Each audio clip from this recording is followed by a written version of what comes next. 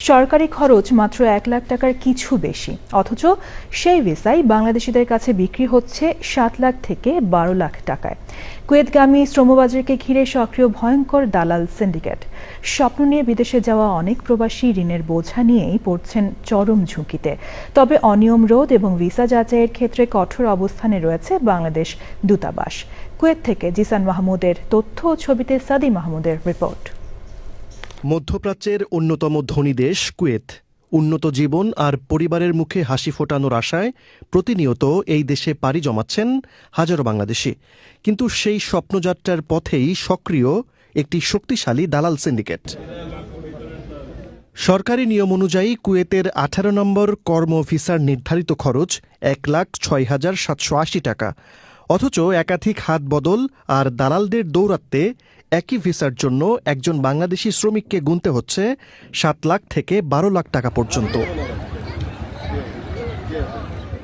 অভিযোগ রয়েছে একই ধরনের ভিসা ও একই বেতনে ভারত, নেপাল কিংবা শ্রীলঙ্কার শ্রমিকরা সরকারি ব্যবস্থাপনায় যেখানে মাত্র ১ থেকে ১.৫ লাখ টাকায় কুয়েতে আসতে পারছেন, সেখানে বাংলাদেশিদের কাছ থেকে নেওয়া হচ্ছে কয়েক গুণ বেশি অর্থ। দালালরা বলে কুয়েতে এক দিনারে ৪০০ লাগা কুয়েত, এই কথা বলে প্রবাসীরা আসলে এখানে আসার জন্য তাড়াহুড়া করি, দালালদের খপ্পরে পড়ে এখানে আসি।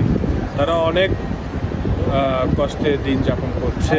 তো এখানে অনেক দালালের মাধ্যমে বা এজেন্টের মাধ্যমে বা অফিসের মাধ্যমে যারা ভিসা নেন, তো নেওয়ার পরে আসার পরে এখানে আসার পরে অনেকে প্রতারণা হয়। অতিরিক্ত টাকা জোগাড় করতে অনেকেই নিচ্ছেন বড় অঙ্কের ঋণ।